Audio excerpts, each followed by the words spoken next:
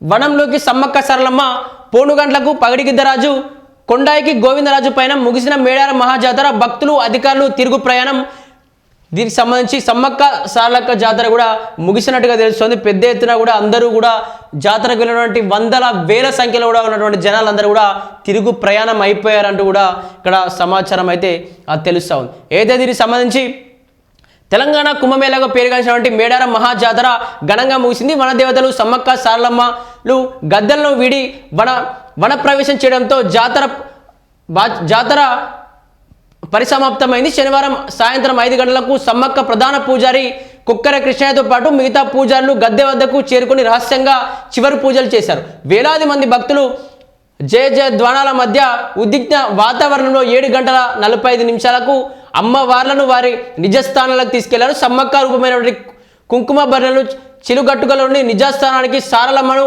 కన్నెపల్లిలోని గుడికి చేర్చారు. పగడిగిద్దరాజులను ఆ పూనుగొండ్లకు గోవిందరాజులను కొండాయికి తీసుకెళ్లారు. అయితే సల్లంగా చూడు తల్లి మొల్లొస్తాం ఆశేష భక్తం జనం వనదేవతలకు మొక్కులు సమర్పించారు. మొక్కులు పోటెత్తడంతో మేడారం జనదాతను తలపించింది. భక్తులు జంపన్న వాగులో పుణ్యస్నానాలు చేసి బంగారం తులాభారం వేసుకొని వనదేవతలకు దేశం నలుమూల నుంచి వచ్చిన భక్తులు భక్తి శ్రద్ధలతో మొక్కులు చెల్లించారు. జాతర చివరి రోజు సమ్మక్క సారలమ్మ దర్శనానికి ప్రముఖులు క్యూ కట్టారు.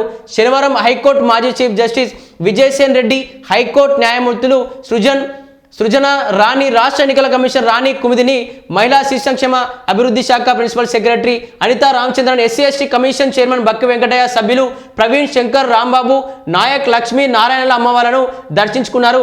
గుండె నిండుగా సమ్మక్క సారలమ్మను దర్శించుకొని మొక్కులు అప్పచెప్పిన భక్తుల తల్లు వనప్రవేశంలో తమ ఇళ్లకు తిరుగు ప్రయాణమయ్యారు. సల్లంగా చూడు తల్లి 2 ఏళ్లకు మళ్ళొస్తామంటూ బయలుదేరారు. సైతం అమ్మవార్ల దీవెనలు తీసుకొని ఇళ్లకు వెళ్లారు. సుమారు 1.5 కోటి మంది భక్తులు అమ్మవార్ల దర్శనానికి కూడా వెళ్ళినట్టుగా కూడా తెలుస్తుంది. దీనికి సంబంధించి అంగరంగ వైభవంగా కూడా జాతర ముగిసింది. 1 కోటి మంది భక్తులందరితో కూడా పెద్ద ఎత్తున ఈ జాతర ముగిసింది. దీనికి సంబంధించి అడవిలోకి సమ్మక్క సారలమ్మను అడవిలోకి తీసుకెళ్లారు. పగడి రాజులు ఇట్లా ఉన్నటువంటి ప్రదేశంలో అడవిలోకి తీసుకెళ్లిపోయారు. అయిపోయింది జాతర.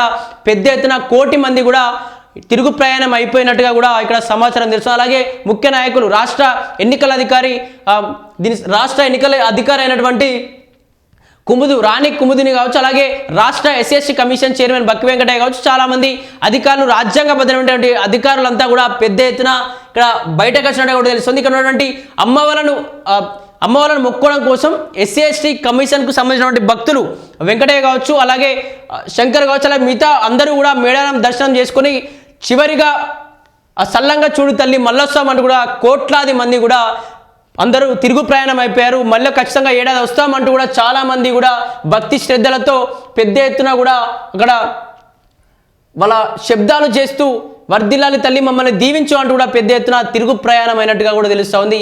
ఇప్పటికే అక్కడ మేడారంలో కూడా పెద్ద ఎత్తున కూడా ట్రాఫిక్ ఆంక్షలు ఉన్నాయి. పెద్ద ఎత్తున రోడ్లపైకి చాలామంది జనాలు రావడంతో కూడా కిక్కిరిసిపోయినట్టుగా కూడా ఆ సమాచారం తెలుస్తూ ఉంది.